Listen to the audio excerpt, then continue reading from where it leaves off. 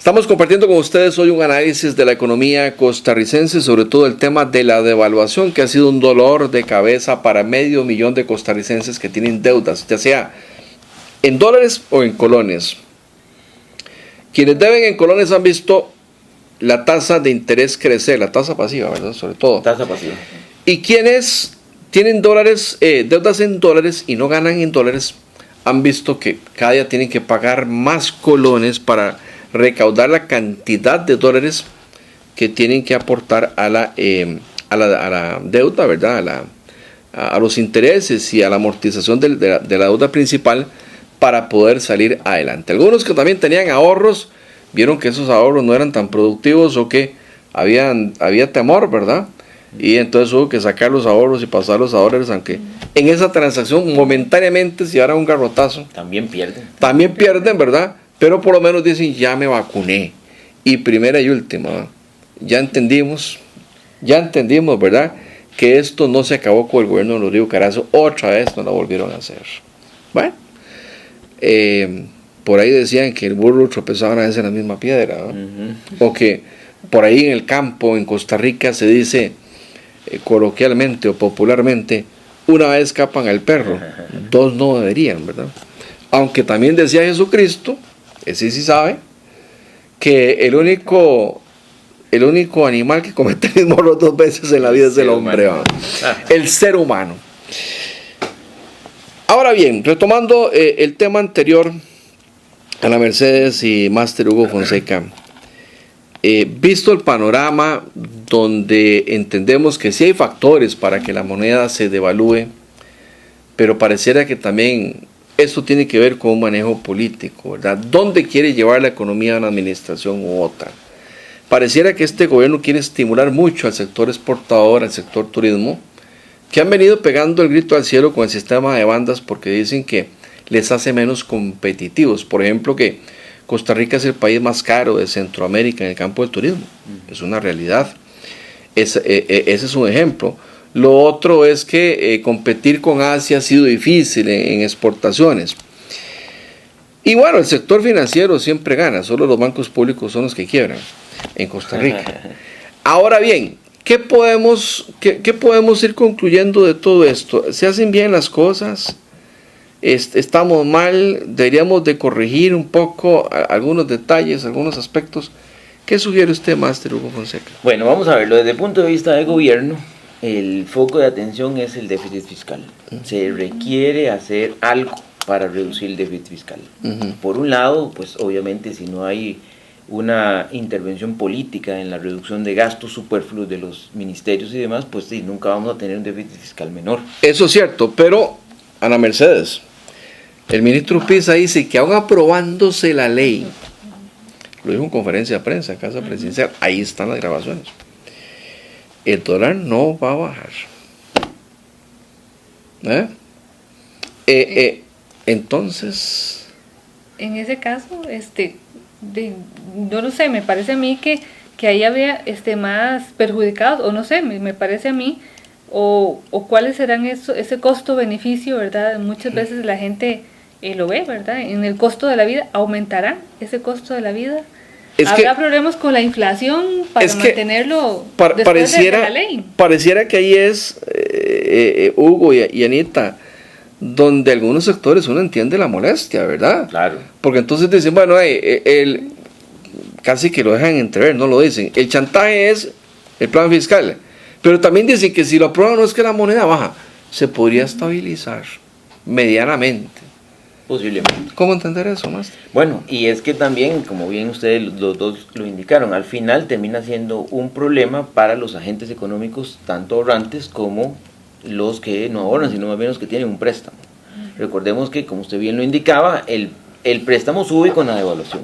Y si no se estabiliza ese tipo de cambio, entonces también los agentes económicos van a planear sus gastos de una forma diferente. Y van a tener que priorizar el pago de los préstamos versus el consumo. Pero entonces, ¿qué es lo que más priva en ese momento? ¿Consumir para comer o pagar el préstamo?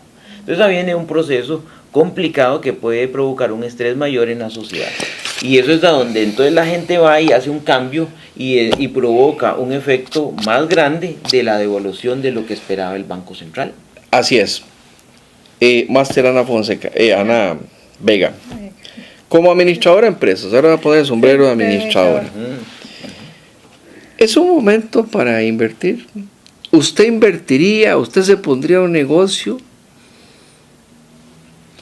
En este caso, bueno, dependiendo de muchas veces me imagino del inversor o de la persona. Sí. Si es una si es una persona que de todo lo tiene que, si es un hotel, subir. Sí. No, es que si tiene que invertir en colones, ¿verdad? Va a gastar mucho más. Me imagino que si es un empresario o que ya gana en dólares o ha estado haciendo alguna transacción en dólares, pues puede tener un poco más de recursos. Me parece que siendo una persona en este caso, y como lo dice Hugo, todo mundo al iniciar a veces un proyecto, un comercio, tiene que ir a pedir un crédito. Al pedir un crédito, ahí es donde se va a ver, si lo pido en colones, se evalúa, si lo pido en dólares, está aumentando. Me parece que no sería como un momento para hacer un negocio. Máster Hugo Fonseca. La prioridad aquí es pensar en ver dónde uno iría a invertir ese dinero. Pero si tenés plata, porque como dijo ella, si aquí ir a sacar un préstamo, perdón, pero yo no lo saco. Claro, ni en colones ni en dólares. Ahora, si tengo dinero, si soy un inversionista, de repente digo, no, pues ese es el momento para ponerme un hotel, o para hacer crecer mi hotel, o si es el momento para exportar, para meterme en tal producto que por ahí tenía para empezar a exportar. ¿Me equivoco? No, está totalmente no correcto, porque al final priva también la estabilidad económica de un país, priva la estabilidad política de un país, y privan otros elementos que convergen en pensar en que si dentro de un futuro eso va a sostenerse bien. Porque ¿qué hago yo con decir, bueno, tal vez no voy a montar un proyecto que no me implica tanta inversión, pero si dentro de un año, con incertidumbre, la gente no me va a comprar a mí el bien o el servicio, al final termino en lo mismo y entonces yo freno mi inversión. Pero esa era...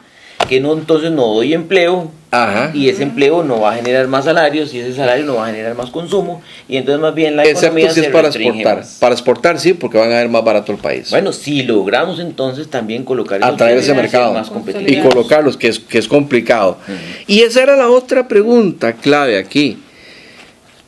¿Habrá una contracción económica? De repente por ahí usted consumidora dice, no, mira, si el tele está más caro, el carro lo subieron porque el dólar subió, me quedo con el carro viejo, me quedo con el televisor viejo, o no voy a comprar el jeans nuevo porque subió mucho de precio. En mes y medio un 10% ha subido el precio del dólar.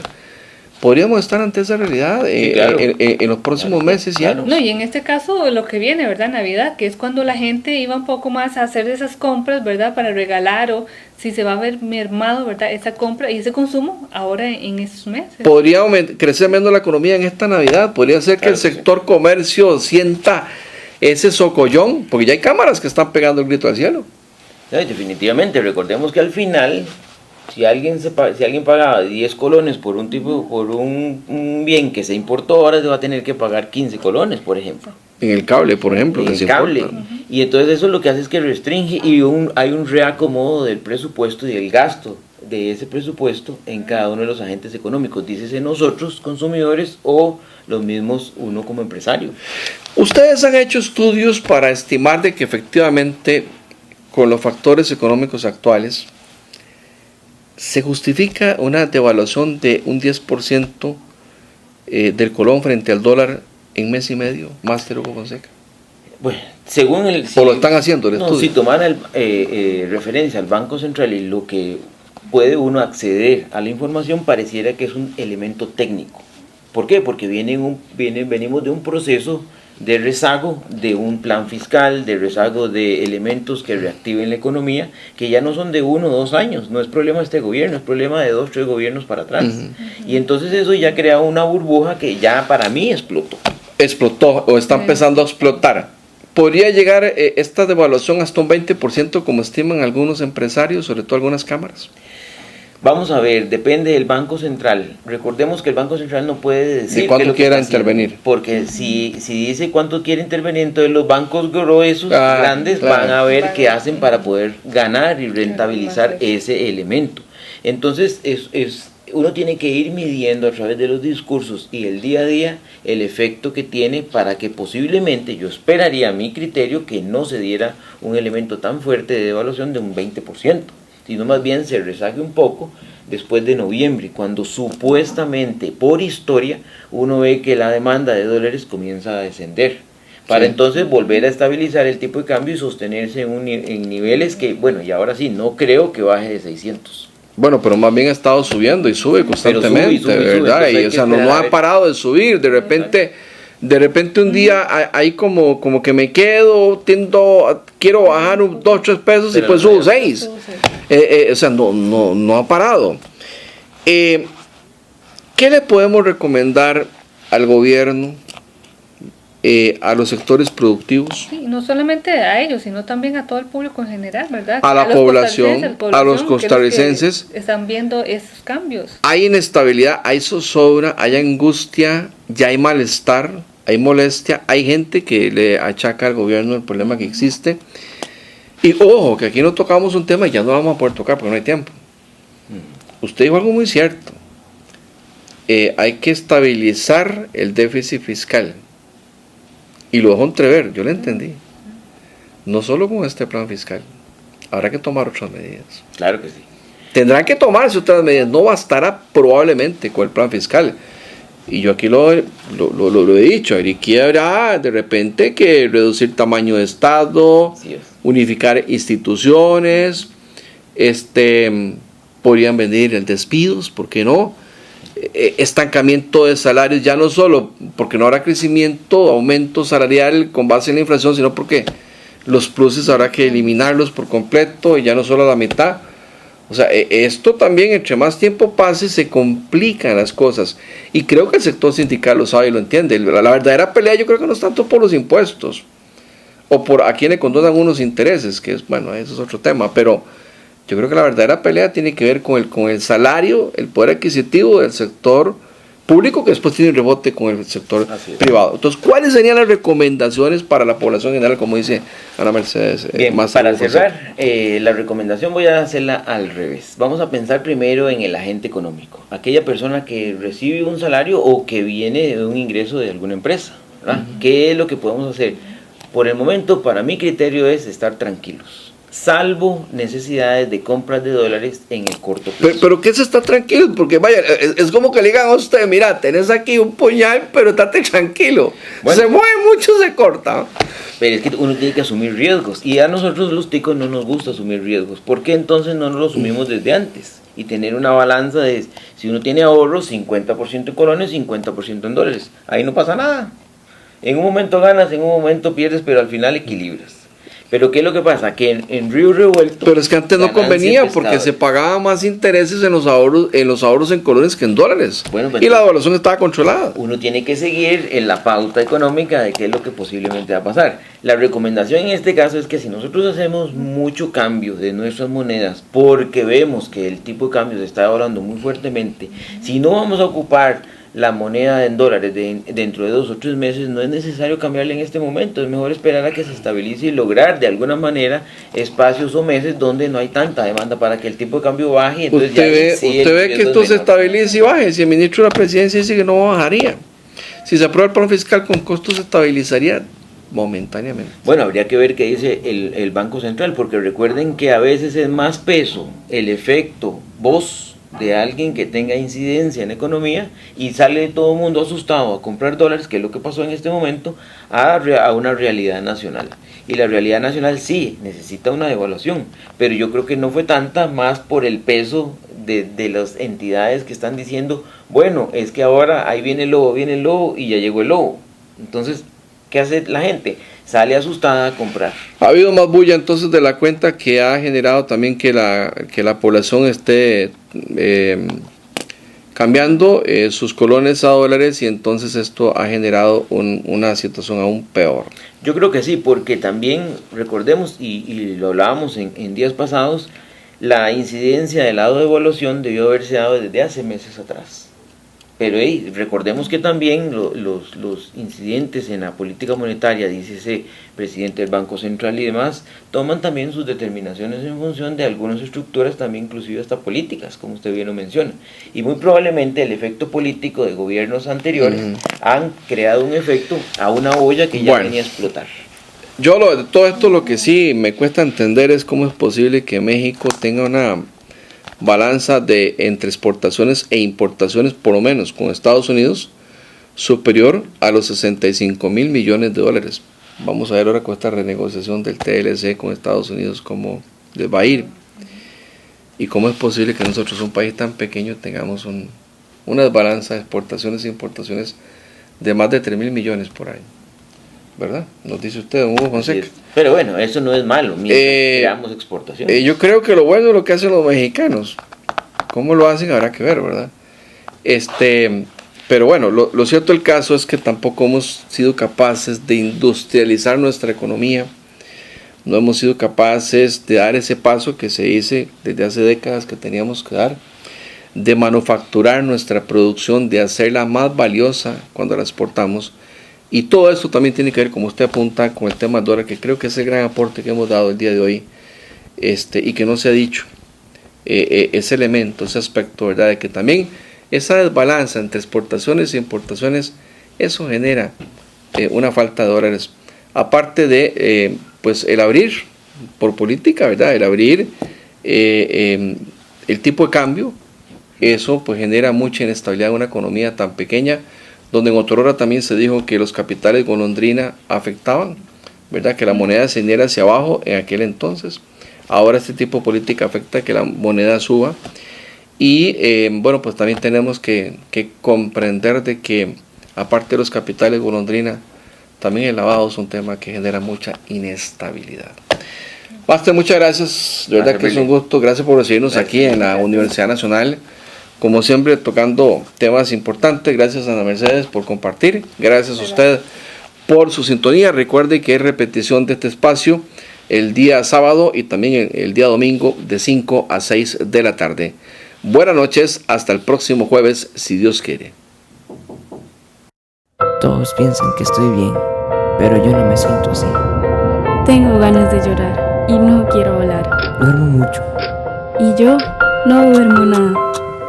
No tengo hambre, siempre estoy enojado. Cambié lo que me gusta por otras cosas que me hacen daño. A veces pienso que es mejor no vivir.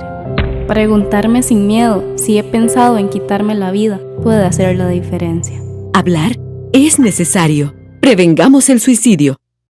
En Costa Rica cada año se dejan de percibir más de 57,000 millones de colones por contrabando de cigarrillos, licores y cervezas. Con ese dinero, más de 30,000 personas de comunidades rurales tendrían nuevas oportunidades para su desarrollo, ya que se podrían construir 185 puentes como este, ubicado en Golfito. Mejorar la calidad de vida de las familias de los territorios rurales está en sus manos. No compre ni consuma productos de contrabando. Denuncia la línea confidencial 2539-6800 y en la página Denuncia Ya del Ministerio de Hacienda. El contrabando nos perjudica a todos. Un mensaje del Instituto de Desarrollo Rural, el Ministerio de Hacienda y la Cámara de Comercio de Costa Rica. ¿Has pensado en el impacto que puede tener una pequeña decisión? En nuestro país se consumen diariamente 1,7 millones de botellas plásticas y 5 millones de bolsas plásticas. La mayor parte de esto termina en entornos naturales. Para el 2021, Costa Rica asumió el compromiso de ser una zona libre de plásticos de un solo uso. Necesitamos que te comprometas vos también. Rechazá, reducí y sustituí los plásticos de un solo uso. Visita zonalibredeplástico.org. Hemos llegado al final de un encuentro más con la realidad de nuestro país, en compañía de los periodistas Carlos Garro, Ana Vega y sus invitados. Su cita es todos los jueves de 6 de la tarde a 7 de la noche por su canal, Canal 54 y la 1360 AM, en este espacio informativo donde su opinión vale. Te esperamos. Buenas noches.